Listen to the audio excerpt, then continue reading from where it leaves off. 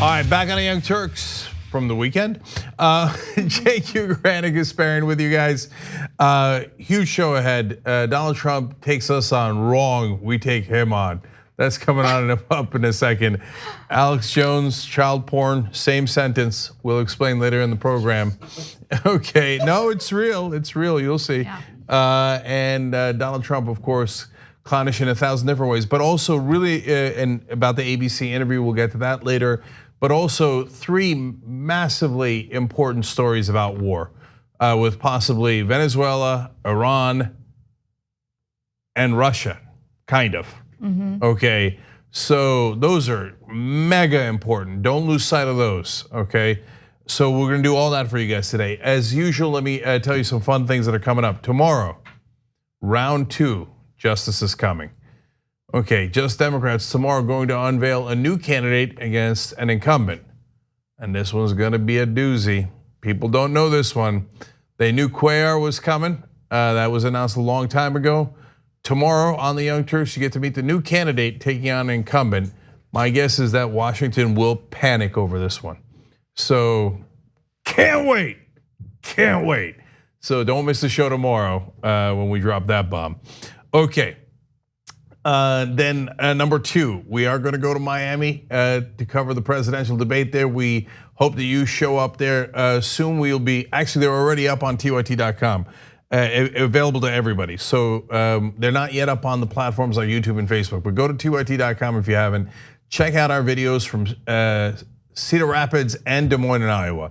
Not just the behind the scenes for the speech, but that the day of Sunday, that video was fantastic. Gives you an exact sense of what happened on Sunday. I would love to repeat that in Miami. You got to come join us, RSVP at tyt.com/rally. Every single person there makes a difference because the bigger the crowd, the more the politicians feel pressured to respond to it, the more the media feels the need to cover it. And so we're trying to get, cross your fingers, maybe some candidates to come talk to you guys if you're there, and that would be a hell of an event. So try to join us, and of course we're trying to see if we can get Anna there. If you could donate at tyt.com/yes, we'd have a little bit larger budget. Maybe we can make that happen. Come on. Okay, so tyt.com/yes to make that happen. And then final announcement for you guys is, speaking of Anna, on Friday we're going to have a couple of awesome contests for you guys. We're gonna do a whole day for aspiration.com/tyt. And what it's gonna do is there's substantive, wonderful stuff about banking there, and we wanna educate you and give you power to control your own money. You make any decision you want. We're just trying to arm you with the information that we have, but we're also gonna have fun. They're gonna try to dunk me, so this is not like Let's keep it real. We're not gonna try to dunk you. I am, I don't know, I feel very empowered and I feel motivated to make it happen. So just, you should frame it as they're going to dunk me. No, look, if they don't, those things where like if you miss and then you come and press the button anyway, that drives me crazy. No, I don't do that. I don't want to get wet. I don't want to be dunked on. So if you miss, you miss, okay? So, and if you're gonna come at the king, you best not miss. So that's gonna be on Friday, and plus this is crazy and hilarious, but we are going to do a sumo wrestling competition between me and Anna. And you're saying, what? That seems a little unfair, right? No, me against Anna and John at the same time. Okay, do you know this? Did I agree to this? I thought you did. Oh, maybe I did. I agreed to like some game show or whatever. I'm so buried in work right now. I just say yes to everything just to get people off my back. So I guess I did say yes to it, and now I'm gonna regret that. Okay, so serious information that helps you with your finances, plus a ton of fun. Wait a minute, that sounds like an aspiration.com/tyt. Oh, that's a win-win, isn't it? All right, feel good about where your money is. All right, let's go with tons of stories. All right. Oh shoot, I'm sorry, I forgot to tell you about the pledge and how many people signed up. So far, we're almost at 20,000 guys. You could actually put it over the top today. So 19,969 signatures for the 5 pillars of the Progressive Economic Pledge. 8,937 volunteers for the TYT Army. Hoping to see some of you guys in Miami for that. And by the way, like I said, I'm talking to a couple of more presidential candidates about perhaps soon signing that pledge. So a lot more to come. Fun times. All right. We know that Donald Trump loves to watch Fox News, but does he ever pay attention to any other type of programming, especially programming from his opposition? Well, over the weekend, he tweeted a video that features our coverage on election night. Take a look. Because we don't care. Oh, okay, have Kentucky. Who cares? Kentucky, don't care about Indiana. Don't care. Indiana, with West Virginia, Oklahoma, Tennessee, Mississippi, South Carolina, Alabama, Kansas, Nebraska, and Wyoming with its vote, North Dakota and South Dakota, Texas. Up and down the middle of the country, all red. Arkansas, Louisiana, the state of Montana, Missouri. Yes. It was at 80% an hour ago for Clinton. What is it now? 68%. Okay, God damn it, I'm nervous. Ohio. Hold. Ohio, gone. Idaho. Okay, yeah, I don't see a landslide here. I don't see it at all. North Carolina. God damn it, if we need Florida, are you me? Florida. It is panic time. Georgia. Donald Trump, now the favorite to win the presidency. Iowa. New York Times now has it at 95% chance. Utah. To still win, but in order to do so, she has to win Wisconsin. God damn it. Okay, so a couple of things about that. Trump is obsessed. This is the second time he sent that video. The video has two parts. The beginning part where there's a whole host of celebrities saying that Donald Trump can't win. And then I'm also in that compilation, but I never say he can't win because I don't believe that, as you're gonna see it in a second. And then he has a second part about election night, and that's mainly us. Now, why do they have us featured there? Because we're one of the few people who actually care and cover the election night like we actually care. So others are dispassionate, like, oh, I suppose Donald Trump has won, isn't it? Right. So now some Democrats will get on us from time to time and say, oh, Cenk, you sort of helped to start the Just Democrats, and those go after Democratic incumbents. And are you guys ever gonna attack Republicans? Well, obviously you've never watched the show for a single second. Oh, we attack Republicans, trust me. Ask any Republican, right? But you can see on that night, we were pissed. That part is absolutely accurate. And I was mad. I wasn't sad, I was mad. And you can watch the whole tape for you if it's all over the internet, okay? The compilation videos, our actual videos, etc. But I was mainly mad at the Democratic Party. And if you ask me why we go after Democratic establishment, because they're the clowns who lost to Donald Trump. I told them they were gonna lose if they kept going in that direction. They didn't listen, they thought we were biased. We turned out to be right. And then they come out, and now we'll look at what they're looking to do now. They're looking to double down and go Joe Biden, Hillary Clinton 2.0. Make 100%. That same mistake. And we're the ones trying to warn you not to make that mistake. Yeah, so it's funny because people will send us that video or videos of us covering the election all the time, thinking, oh, we're gonna troll them and get under their skin. But more often than not, I kind of laugh at it. Yeah. I laugh at ourselves, right? Like, yeah. It's kind of amusing to watch, so I get it. But at the same time, you're absolutely right in that we don't do this because we're just looking to make some money. We do it because we're actually invested in the country's future. So yes, there was anger that night. I certainly felt anger. And I differ from you a little bit, Cenk. Yes, I certainly had that anger geared toward the failures of the Democratic Party. There's no question about that. But I was also mad at women who voted for Trump. Like, there's no question about that either. Many of whom are now coming out, speaking to CNN and various news outlets, and indicating that they regret voting for him. And the reason why I was so angry with them is because when someone tells you who they are, believe them. When Trump treats you like a second-class citizen, don't think that it's just for campaigning. He thinks women are second-class citizens, and he's shown that over and over again during his presidency. So now, let's go to the issue of whether the right-wingers are right, that just like everybody else in the media and everybody else in the Democratic Party, we thought that Trump was gonna win, and ha-ha to us. Well, I was on ABC's This Week right after the DNC. This was when Hillary Clinton was at her very top. She never polled better than the day that we recorded this. Watch back then. I've got Trump at 279, 259. I gave him Florida, Ohio. You said he was a loser a minute ago. Wait a minute. No. Winning the presidency. No, listen. So in his life, he's had a great track record of failure, bankruptcies, running from Vietnam, everything like that. But he's a populist candidate when the country is angry, and you've run, and it's the most establishment candidate we've ever seen against him. It was a terrible idea by the Democrats to support Hillary Clinton. So you're so hot against him today because you think he's going to win. I'm very worried, and if the Democrats are not really worried that in this populist time Donald Trump doesn't have an excellent chance to win, they're completely wrong. And I remember the Saturday before the election, you had sent an email to various hosts at TYT, myself included, indicating that you were worried that Trump was going to win. Yeah, I wrote you guys saying I have an impending sense of doom, and I tweeted out a milder version of that on that same day. So I wrote back on November 5th, a couple of days before the election happened in 2016. I hope for once that the establishment is right and Hillary wins easily, but I wouldn't bet on it. I'm super nervous about this election. So if you're going, oh, the Young Turks got it wrong, in fact, it's ironic because you're the one who has it wrong.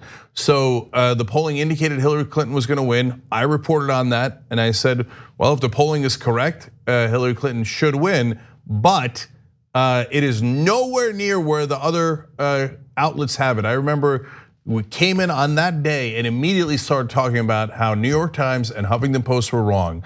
Huffington Post had it at 98.4% chance that Hillary Clinton was gonna win.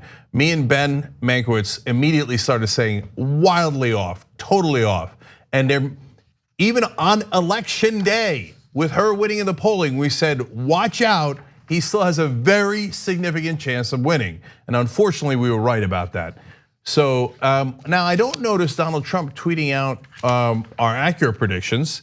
I also don't notice them. He doesn't tweet out anything accurate. I mean, that's right, to be fair, he's never been accurate in his life. I also don't remember any of the right wing tweeting out 2018 election night.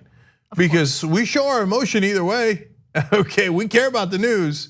And on 2018, we kicked your ass.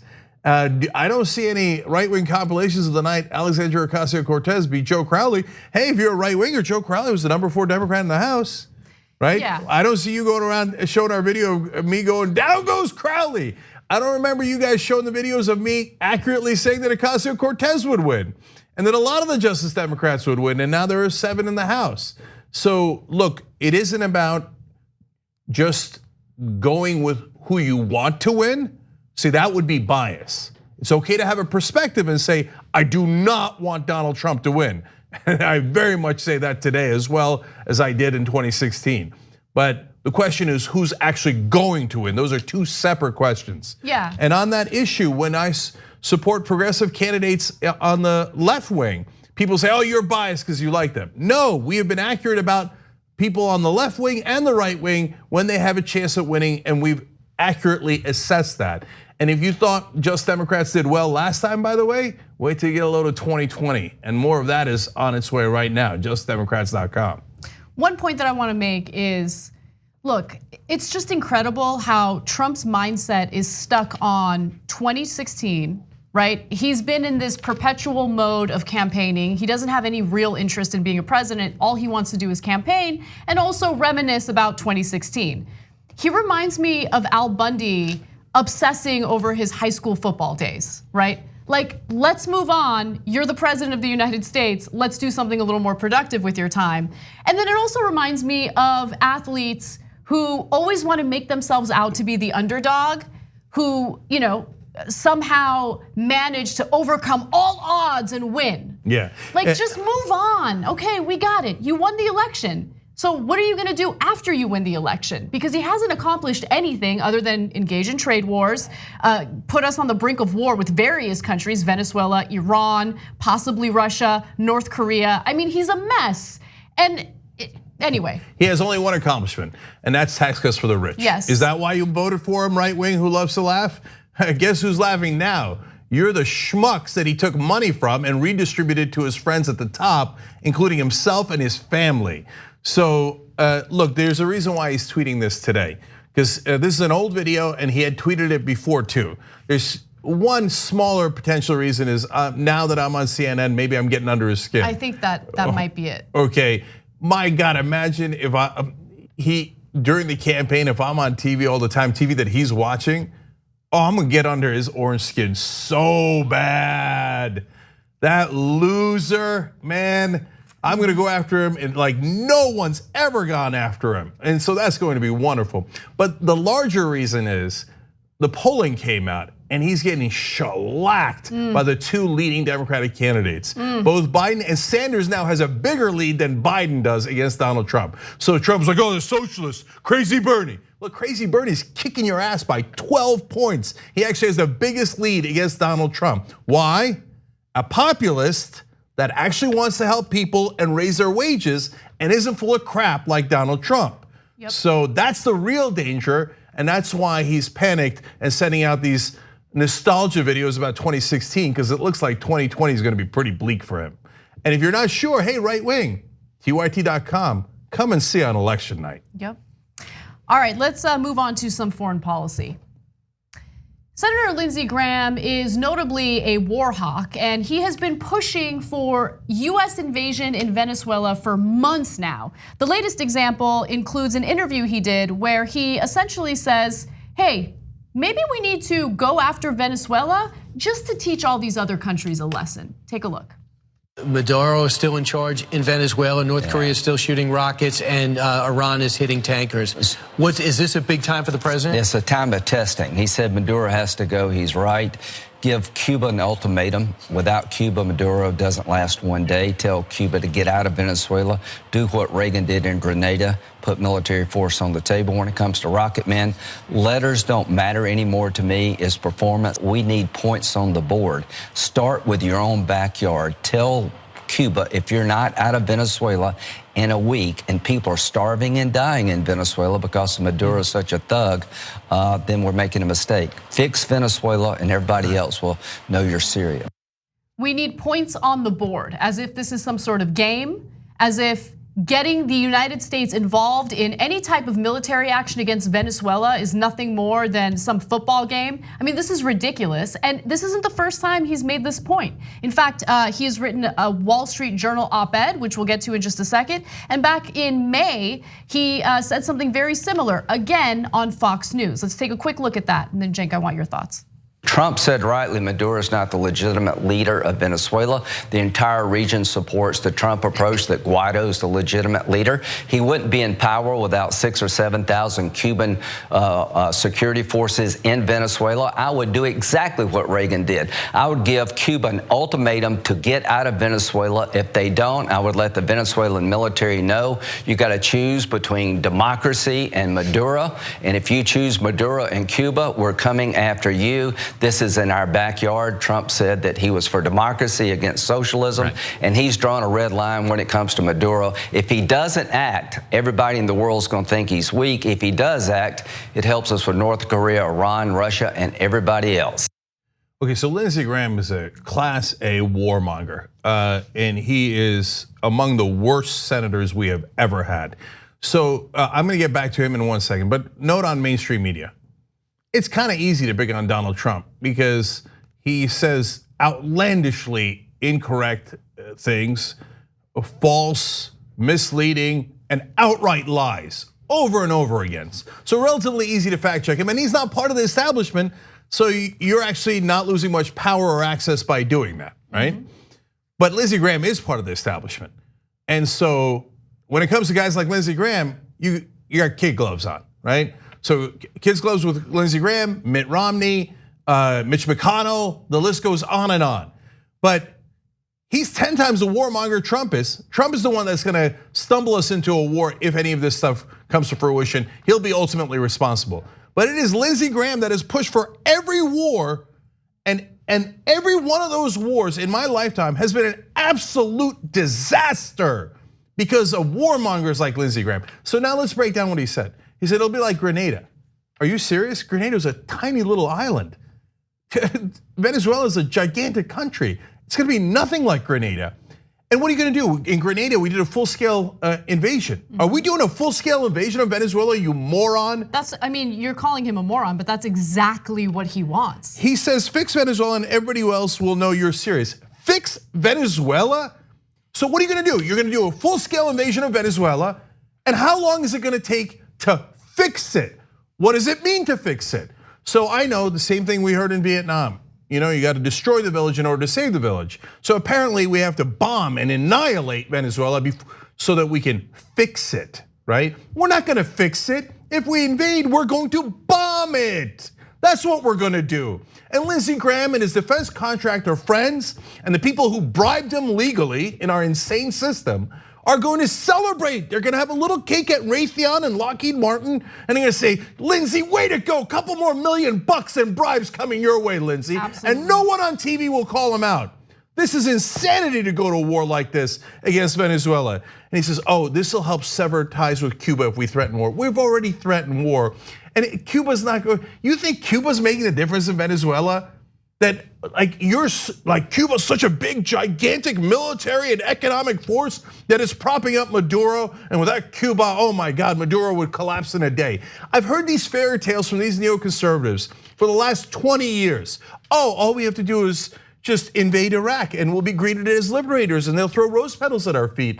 It'll only take a couple of weeks, we heard. Now you got idiots like John Bolton saying, Iran, we could just turn off all the lights and then they'll surrender. What on God's green earth are you talking about? They're not gonna surrender, and neither is Venezuela. And Cuba's not gonna leave, they're gonna get more entrenched. Then we're in a war with Venezuela and Cuba. That's right. And God help us if there's Russian troops there. Exactly, so one thing that stands out in every interview Lindsey Graham does in regard to Venezuela is this fake concern about the people of Venezuela, as if he's really worried about the hunger there, the economic situation there, about the lack of democracy there. In reality, he doesn't care about the people. The United States has never cared about liberating the people of the countries that we invade, including Iraq. So what is the #1 interest that someone like Lindsey Graham has in invading a country like Venezuela? Well, first of all, yes, there are the military contractors who fund his campaigns, but there's also the economic interests, which, by the way, the Trump administration and various warmongers in Congress have actually been pretty transparent about. Now, earlier I mentioned how Graham had written a Wall Street Journal op-ed on this issue. And so I want to read you a portion of that op-ed that stood out to me. And again, it has to do with US economic interests in Venezuela. Let's go to graphic 18. He says, a free, democratic Venezuela has the potential to be a great economic and national security partner to the United States. That won't happen as long as Cuba is interfering in Venezuela, propping up Mr. Maduro, and working against the interests of both America and the Venezuelan people. No, this isn't about Americans. This isn't about the Venezuelan people. This is about US business interests. This is all about oil. This is all about ensuring that this, military industrial complex continues running on what it's been running on for a long time, which is US taxpayer money going to these massive contracts that these contractors get because of people like Lindsey Graham. He does not care about the people of Venezuela, plain and simple. So look, I said Russian troops. They're unlikely to be Russian troops there, but could there be Russian officials in Venezuela? Yes, and so that could also be a problem if they get in the middle. Because what I don't want is a broader war. I don't want any war at all.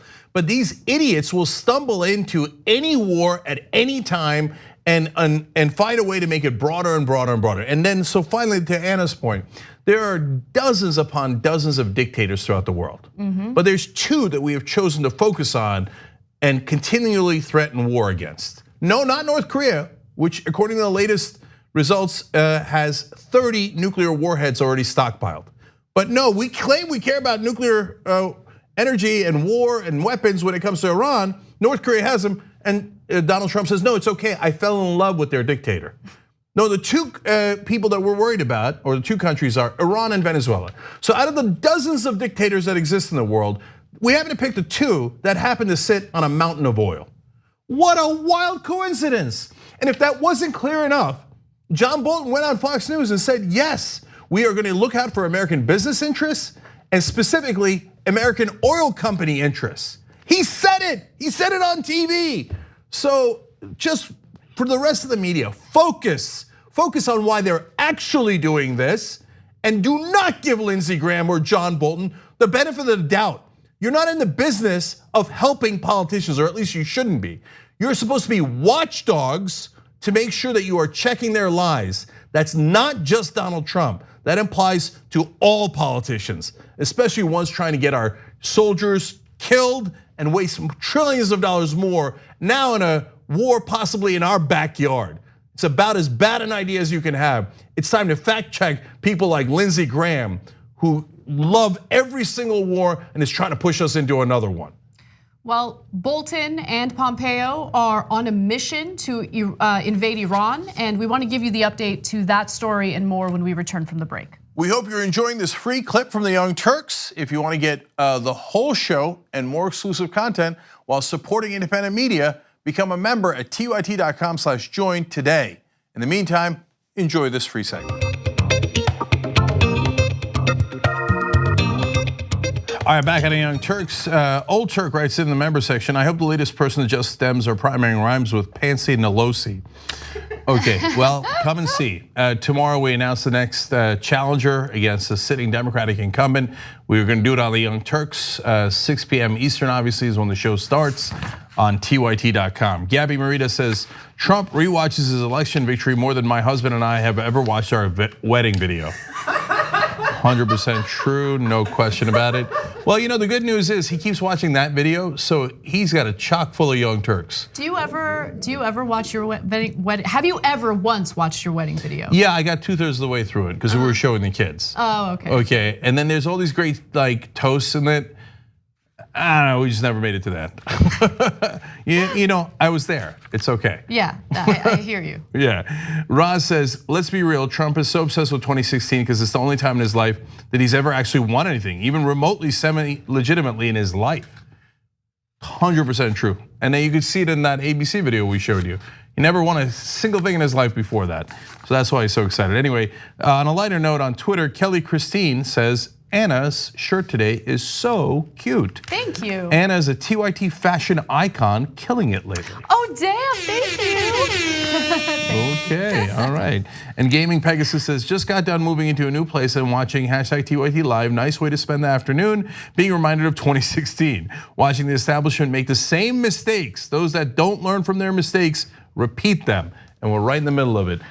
And by the way, again, look, I harp on it because it's so important. The mainstream media helping to make the same mistakes. Oh, you should pick just someone just like Hillary Clinton. Hey, the Iraq war was a disaster, but I bet the Iran war will be easy. No, wrong again, Bob, which leads us to the next story. Before we get to the next story though, I think our audience deserves to know about Juneteenth. Oh right? yeah, great. So Juneteenth is happening. We're doing a special in honor of Juneteenth, and it'll take place on Wednesday, June 19th, which makes a lot of sense, obviously. So you can check it out by going to tyt.com/live at 8 p.m. Eastern time, 5 p.m. Pacific.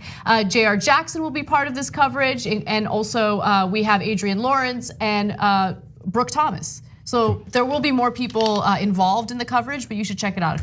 Yeah, and look, if you ever go to tyt.com and we're live, you'll see a red live button somewhere on the page. You click on that, you'll get the live show, okay? Yes. All right, what's next, Anna? All right. It's becoming more likely that the United States will pursue some sort of military action against Iran. Now, this follows escalating tensions with Iran, even over the weekend.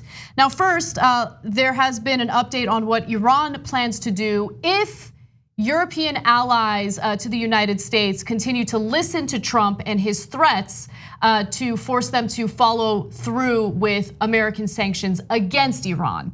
If they do that, well, Iran is going to go ahead and violate the Iran nuclear deal because it really has no reason to follow through with a nuclear deal that the United States has pulled out of and has now imposed sanctions over. Now, let me give you some more details.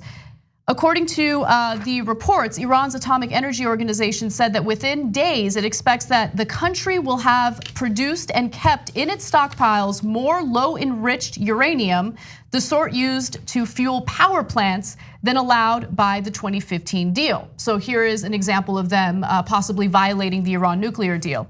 They also left open the possibility that Iran might soon begin enriching the uranium to much higher levels of purity, edging it closer to what would be necessary to produce a nuclear weapon.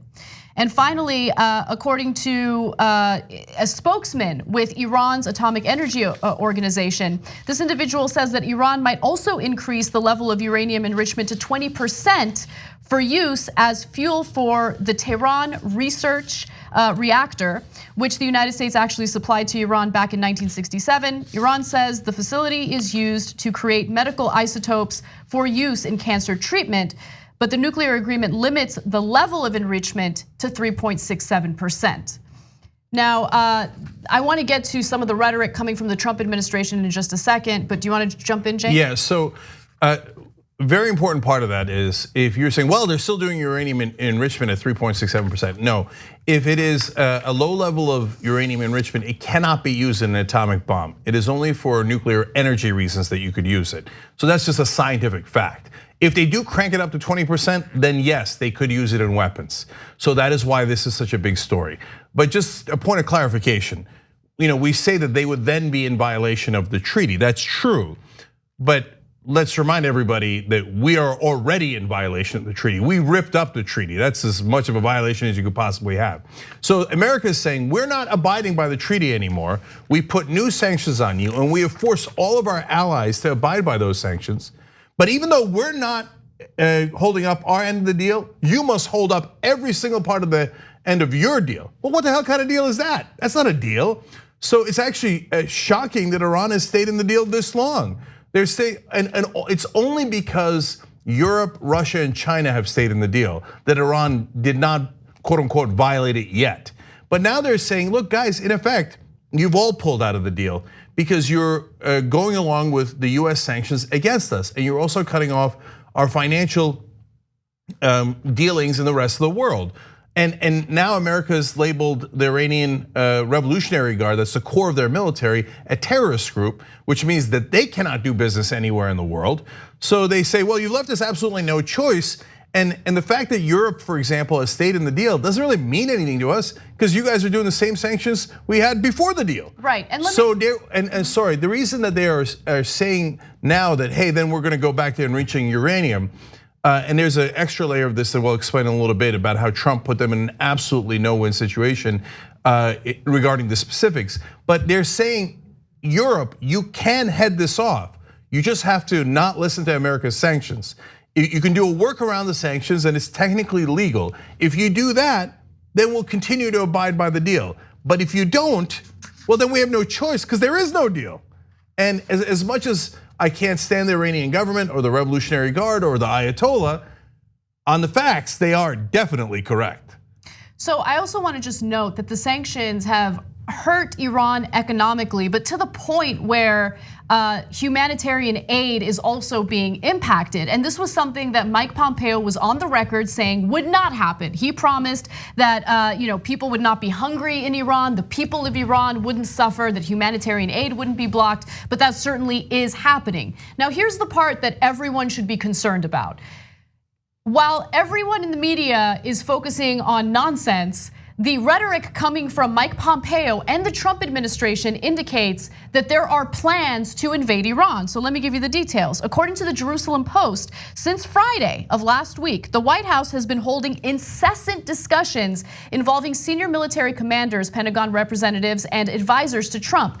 The military action under consideration would be an aerial bombardment of an Iranian facility linked to its nuclear program. The decision to carry out military action against Iran was discussed in the White House before the latest report that Iran might increase the level of uranium enrichment. So before Iran even announced that they might increase uranium enrichment, the White House was already talking about what type of military action they need to take against Iran. That's an important point to make, something to keep in mind. But with that said, let's take a look at what Mike Pompeo had to say during his interview over the weekend on Face the Nation.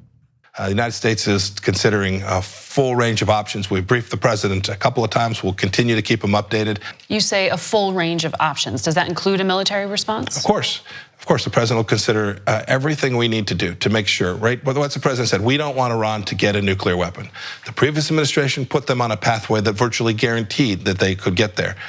That is not true. That is a complete and utter lie. The Iran nuclear deal prevented Iran from enriching uranium and from developing nuclear weapons. There were actual safeguards. There were actual ways of checking in and ensuring that they were following the demands of the Iran nuclear deal. But pulling out of the Iran nuclear deal does exactly what the Trump administration alleges they don't want, which is them continuing with uranium enrichment. But here's the thing, they claim they don't want that, but in reality, the Trump administration wants that. They want to invade. So I want to talk more about the invasion in a second, but to go back to that point that I was alluding to about what specific detail in this new Trump directive puts Iran in a no-win situation and leads to what Anna's referring to here, is that in the old deal, Iran was shipping the uranium out of the country, so they had no access to it. So that was great because they needed for some level of energy reasons, and in fact, for now they're having medical supplies issues connected to our sanctions, et cetera. But it doesn't matter because in the old deal they were shipping the uranium out of the country. Now Trump's team is saying if they ship any uranium out of the country, if any country receives the uranium that they're shipping out, they will have extra sanctions. Wait, why do we want them to keep the uranium? That doesn't make any sense at all. The only reason you would do that is if you wanted to say, haha, they're building up uranium so you could bomb them. So this is an obvious trick to get us into a war. And so now, again, Jerusalem Post in the story that Anna mentioned, saying that not only are they planning a bombing of Iran, there's another word for that, that's called war and invasion. But they say, according to a Western diplomat, the bombing will be massive, but will be limited to a specific target. Yeah, that's usually how wars work, right? You do a massive bombing of a country and then it goes, oh, okay, thank you very much. We won't respond at all. No, of course they're gonna respond. And the minute that they respond, Pompeo and Bolton are gonna walk into that idiot Donald Trump's office and go, hey, you're gonna seem weak. And they're gonna bring in Lindsey Graham with him. And Lindsey Graham's gonna say, you're gonna seem weak. Right. You don't want to be weak, Donald. Remember, Donnie, how your dad used to call you a weak little idiot, right? And that's what you're gonna be if you don't respond to Iran countering our measures, right? Right. And they are going to rope him into that war so easy. Hey, listen, if Iran did a massive bombardment of one of our nuclear energy facilities, what would we do? We would immediately start a full-scale invasion of Iran. 100%. Everybody knows that. There's not a single right-winger who would deny that. There's not a single person in the media with a straight face could deny that. But yet the media treats it like, oh, we'll just be doing a massive bombardment of Iran and that'll be it. No, that won't be it. Then we'll have a massive war in the Middle East, one much bigger than the Iraq war. Iran is 4 times the size of Iraq. So I want to go back to Pompeo in just a second, but I want to quickly mention that unfortunately, the only real hope we have to prevent an invasion of Iran or any type of military action against Iran is Trump's base. Because Trump's base is not in favor of more military action abroad. In fact, one of the reasons why Trump won was because he had this populist message of bringing our troops home. Why are we sending them to all of these wars? So if the strategy is performed correctly, I guess, we could get into Trump's head by convincing him, hey, your base doesn't like this, you should listen to your base, as opposed to the war hawks that surround you. But I don't know if that's gonna happen, because as you're about to see, Pompeo is on a mission. He wants military action against Iran. Here's another example. China gets over 80% of its crude oil transiting through the Strait of Hormuz. South Korea, Japan, these nations are incredibly dependent on these resources. We're prepared to do our part. We always defend freedom of navigation. We are going to work to build out a set of countries that have deep vested interest in keeping that strait open to help us do that. Do you have the legal authorization for a strike on Iran? We always have the authorization to defend American interest craft. These are attacks on fundamental international norms and now on American interests, and we always have the right to defend our country.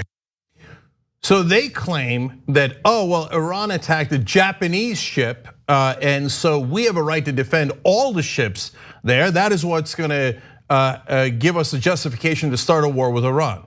Now, did Iran actually attack that ship?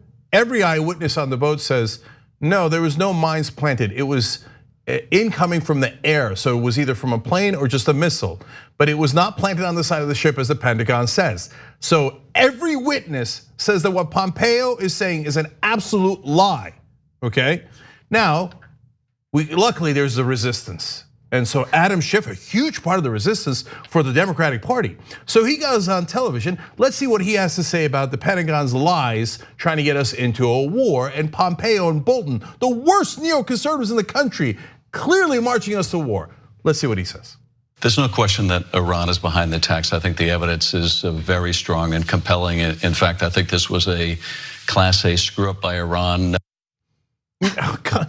Now, look, to be fair, the context of the rest of Adam Schiff was saying we should have stuck with the treaty and that the Trump team's headed in the wrong direction. But when you agreed to their lies in the first place and say Iran did attack those ships, they don't care about your opinion. They're gonna say, hey, even the top Democrat in the intelligence community in Congress said that it was true, Iran attacked. Iran attacked, Adam Schiff said it, and he's part of the resistance. And then he says Iran attacked. It's just not true. The evidence is comically wrong.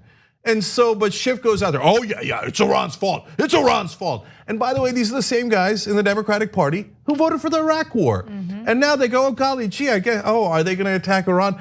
I'm against it, but boy, Iran really does have it coming the way that they have attacked the ships. So Adam Schiff and other part of the assistance, they're not resisting a goddamn thing. And so when you have the Democratic Party who's supposed to be resisting the worst president we've ever had, going along with his lies, and you have the neoconservatives surrounding Donald Trump, and you have a president who's incredibly stupid, are we gonna stumble our way into a war? Yes. Almost certainly now. Look, before I wasn't saying that. After today's news, we're in a world of trouble, guys. So you got Lindsey Graham threatening war against Venezuela today. You've got apparently a secret program in the Defense Department that's trying to start a cyber war with Russia.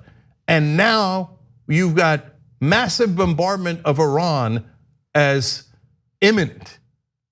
So is Trump going to either on purpose or accidentally start a war?